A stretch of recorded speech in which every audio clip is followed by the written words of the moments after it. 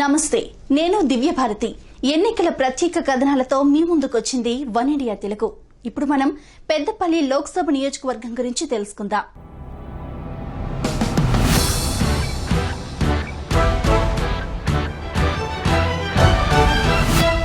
పెద్దపల్లి లోక్సభ నియోజకవర్గంలో ఆది నుంచి కాంగ్రెస్ హవానే నడుస్తోంది. మధ్యలో టీడీపీ ప్రభంజనం కనిపించింది. బీజేపీ మాత్రం ఇంతవరకు బోనీ కొట్టలేదు. 1962 నుంచి 2009 వరకు కాంగ్రెస్ అభ్యర్థులే అత్యధికంగా గెలుపొందారు. 2014లో తెలంగాణ ఉద్యమ నేపథ్యం కారణంగా కారుజోరు కొనసాగింది. 1989, 1991, 1996లో జరిగిన ఎన్నికల్లో కాంగ్రెస్ తరపున జి వెంకటస్వామి హ్యాట్రిక్ కొట్టారు. ఆ తర్వాత 1998, 1999లో జరిగిన ఎన్నికల్లో డాక్టర్ సుగుణకుమారి టీడీపీ తరపున గెలిచారు. 2004లో మళ్లీ జి వెంకటస్వామి గెలిచారు. 2009లో ఆయన తనయుడు జి వివేకానంద విజయం సాధించారు. 2014లో టీఆర్ఎస్ అభ్యర్థి బాల్కా సుమన్ జయకేతనం ఎగురవేశారు. 1962లో పెద్దపల్లి లోక్సభ నియోజకవర్గం ఏర్పడింది. నాటి నుండి కాంగ్రెస్ కు కంచుకోటలా ఉంది. ఆ పార్టీలో సీనియర్ నేతగా వ్యవహరించిన వెంకటస్వామి కుటుంబానికి తిరుగులేని విజయాలు కట్టబెట్టింది. 2014లో తెలంగాణ ఉద్యమ నేపథ్యంలో టీఆర్ఎస్ అభ్యర్థి గెలుపొందడంతో కాంగ్రెస్ వరుస విజయాలకు బ్రేక్ పడింది. 1971లో కూడా తొలిదశ తెలంగాణ ఉద్యమం కాంగ్రెస్ విజయాలకు గండి కొట్టింది.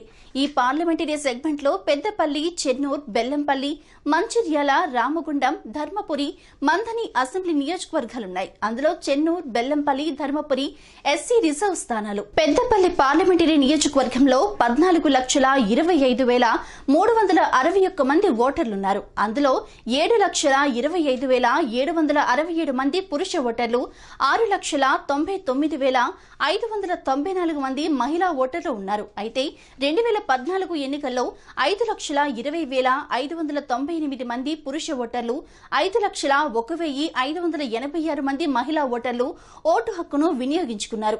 దేశంలో పార్లమెంటరీ వ్యవస్థ 1952లో ప్రారంభమైంది. అప్పటి నుండి ఇప్పటి వరకు 16 సార్లు లోక్సభ ఎన్నికలు జరిగాయి. అయితే పెద్దపల్లి లోక్సభ నియోజకవర్గం మాత్రం 1962లో ఏర్పడటం వల్ల, అంటే 3వ లోక్సభ నుంచి ఇక్కడ ఎన్నికలు జరుగుతున్నాయి. ఈ లెక్కన పెద్దపల్లి పార్లమెంటరీ స్థానానికి ఉప ఎన్నికలతో కలుపుకొని ఇప్పటి వరకు 14 సార్లు ఎలక్షన్లు జరిగాయి.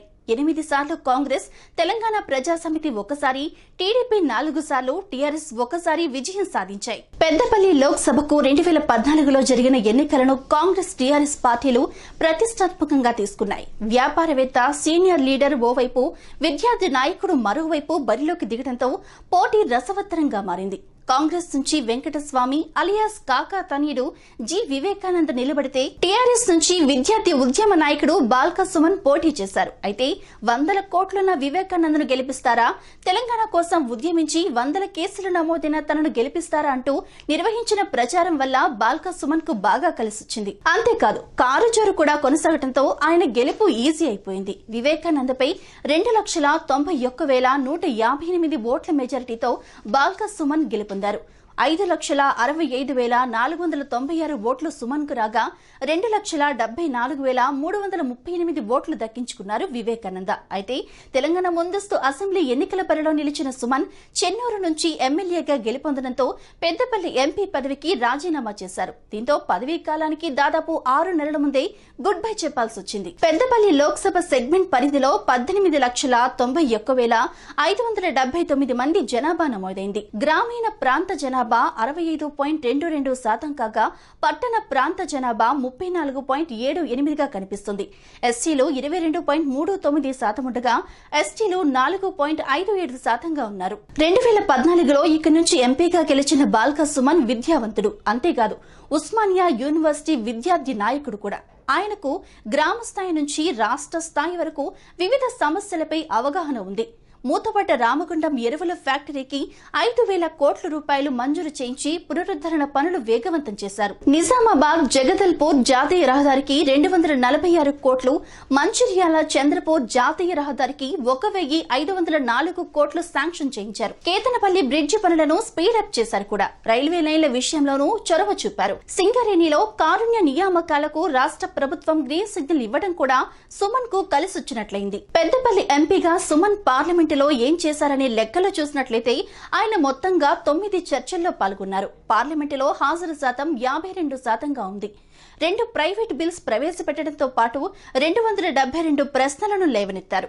ఇక ఎంపీ ల్యాడ్స్ నిధుల్లో 13 కోట్ల రూపాయలు మాత్రమే వినియోగించుకున్న సుమన్ ఎక్కువగా సీసీ రోడ్ల నిర్మాణానికి ప్రాధాన్యమిచ్చారు. పెద్దపల్లి పార్లమెంటరీ పరిధిలో సింగరేణి కార్మికులు ఎక్కువగా ఉంటారు. ఎన్నికల్లో వీరి ఓట్లే ఎక్కువ కీలకంగా మారతాయి. అయితే సింగరేణి ప్రాంతంలో కొత్త రైళ్లతో పాటు వ్యాపార అవసరాల కోసం గూడ్స్ కంటైనర్స్ పెంచాలనే డిమాండ్ బాగా వినిపిస్తోంది. గోదావరి నది పక్కనే ఉన్న రామగుండం ప్రాంత వాసులను తాగునీటి సమస్య వేధిస్తోంది. అదిలా ఉంటే హార్టికల్చర్ యూనివర్సిటీతో పాటు కేంద్రీయ విద్యాలయాలను తీసుకురావాలనేది ఇక్కడి ప్రజల ఆకాంక్ష. మొత్తానికి 2019 పెద్దపల్లి లోక్సభ ఎన్నికల్లో ఇక్కడ గట్టి పోటీ ఉంటుందేమో అని అనిపిస్తోంది.